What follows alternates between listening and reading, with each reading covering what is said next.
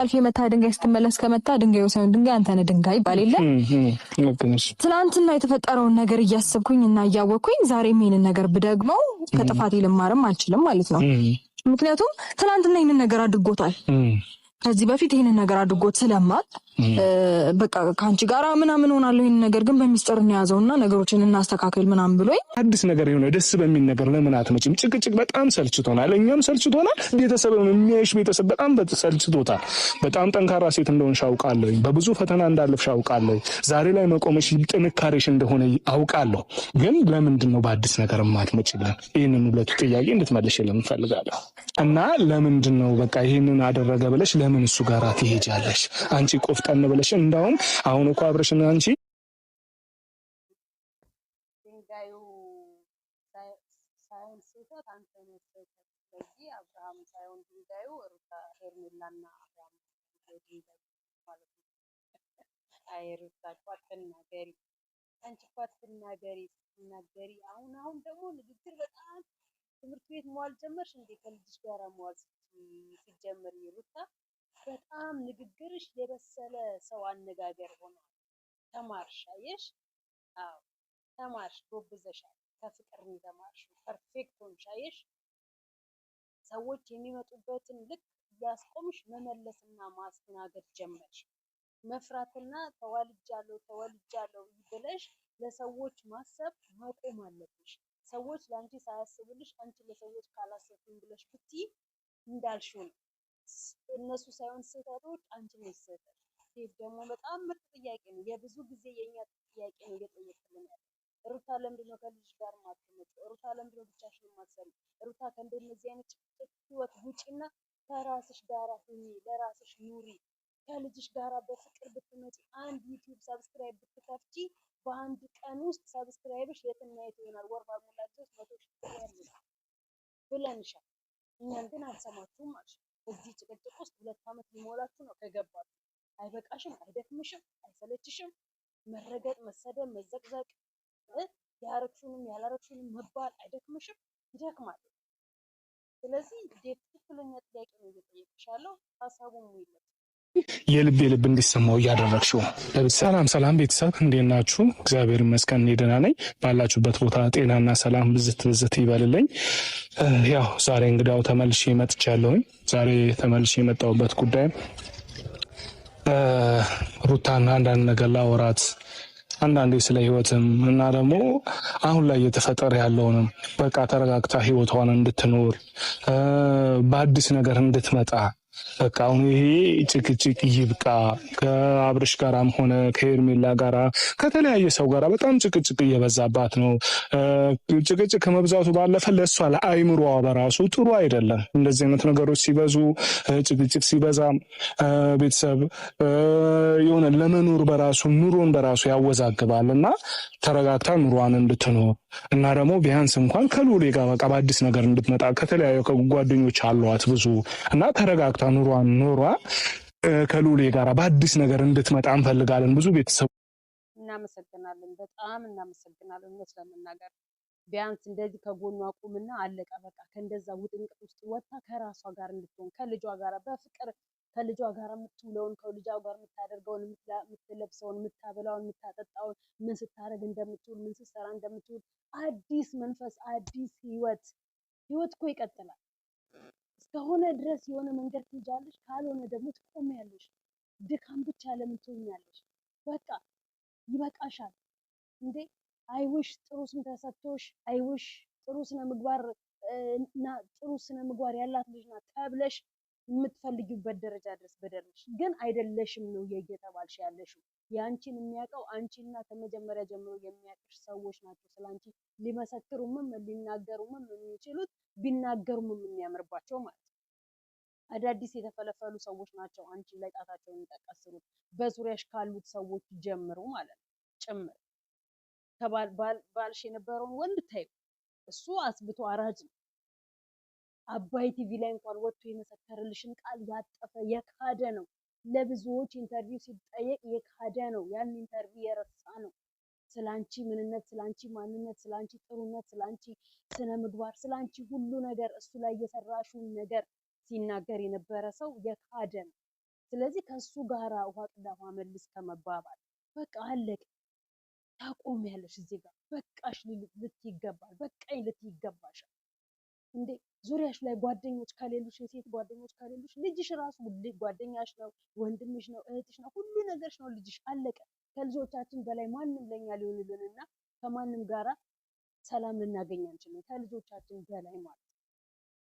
ስለዚህ በዚህም ነው መቀጠል ያለብሽ ሩታ። ይበቃሻል፣ ልትበይ ይገባሻል ብዬ አስባለሁ በግሌም ማለት አይነት መንገድ እንዳትሄጂ ብዬ እኔና እሷ ተነጋግረን ጨርሰን እና በአሁኑ ሰዓት ምንም የምታደርገው ነገር ሰላማዊና ጥሩ ነገር ነው። ግን ትላንትና ቴክስት ተላከልኝ ብላ አብርሽንም ሆነ ሄርሜላንም ዳኒንም ማግኘቷ በቃ ተገቢ አይደለም። ለሷ አሁን እነዚህ ሰዎች ምንም አያረጉላትም። በቃ አብርሽ ፈቅዶ፣ አብርሽ ወንድሜ የገዛ ወንድሜ ነው አይደል?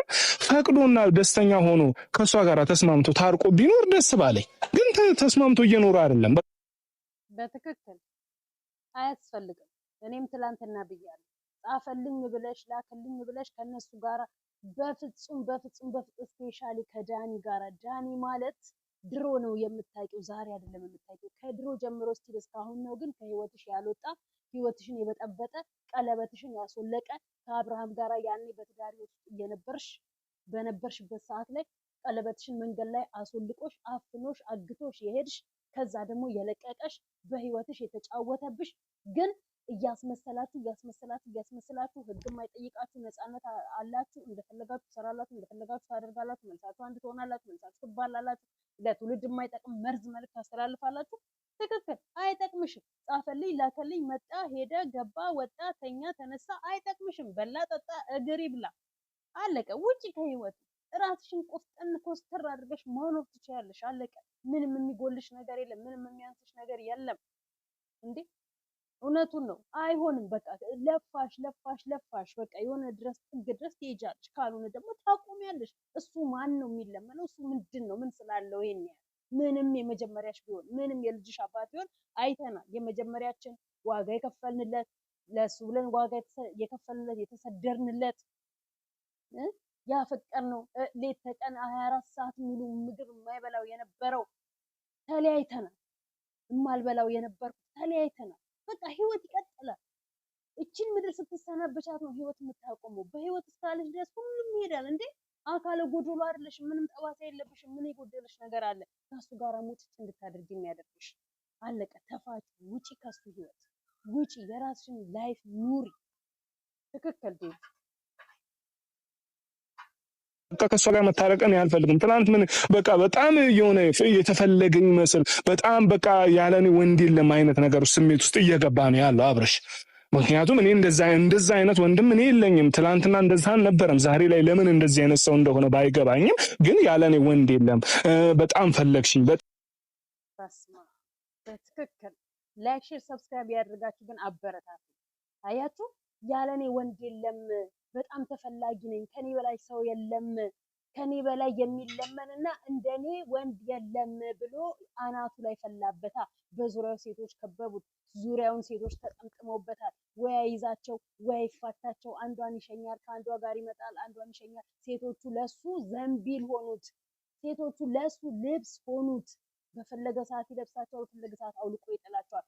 ሲፈልግ ይክዳቸዋል፣ ሲፈልግ የፈለገውን እንዲያደርግ ካሜራ ጀርባ፣ ካሜራ ላይ መጥቶ ግን እኔ አላልኩኝም እያለ ይክዳል። በቁማቸው አባላቸው፣ አገዳደላቸው። እንደ አብርሃም አይነት ወንድ ካለ ግን እውነት ለመናገር ሴቶቻችን በጣም እየተበደሉ ነው፣ እየተረገጡ ነው ማለት ነው። የሚያደርገውን ነገር የሚክድ ከካሜራ ጀርባ ብዙ ነገር ይሰራል፣ ብዙ ነገር ያደርጋል። ግን ካሜራ ላይ መጥቶ በፍጹም እኔ አይደለሁኝም፣ እኔ አልሰራውም፣ እኔ እንዲህ አላረኩም፣ እኔ አልሄድኩም፣ እኔ አልመጣሁም፣ ታምናለሽ አታምኝ እንዴ? ማን ጻፈው? በህልም በአሁን ደብዳቤውን ይጻፍክላት? በህልም መጣችብህ? ሴጣን አሳሳተ?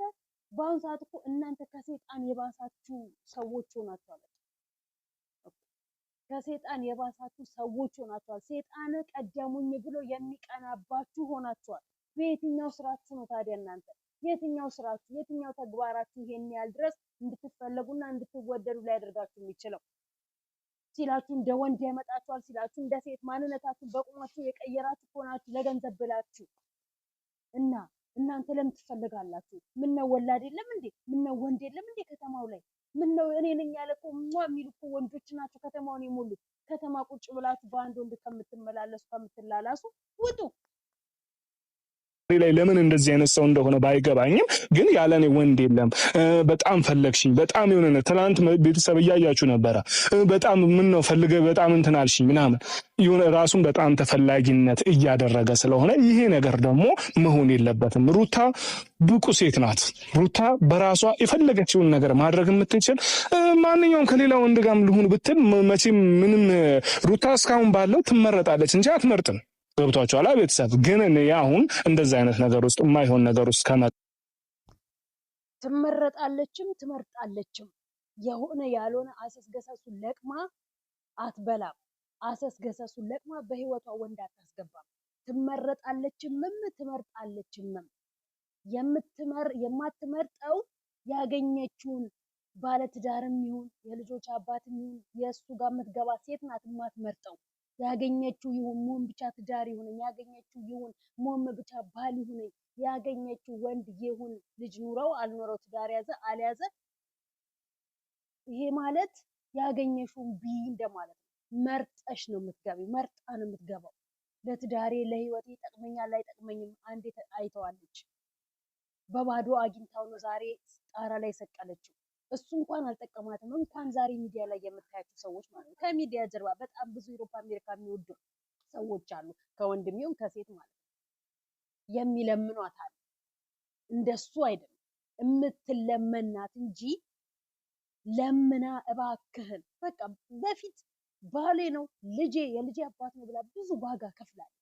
ካሁን በኋላ ግን ወደ እኔ ግባ ብላ ሳይሆን እየለመነችው ወይ እንትን እያለችው እሱ ራሱ ነው እየለመናት ያለው። ሲጀመር እንግዲህ የደብዳቤውን ነገር እንግዲህ የት ላይ እንደደረሰ አናውቅም። የፍቅርም ነገር ምን ላይ እንደደረሰ አናውቅም። አብርሃምና ሄርሜላ ይፋፋ ይመለከታል። የፍቅር ነገር መረጃውንስ የምር ደፍሮ ተወው ሳይከሳት ስራውን ስለሚያውቅ ወይንስ ከሰሳት? ፍቅርንም ዛሬ አላየናትም እስካሁን ከመጣች አናውቅም።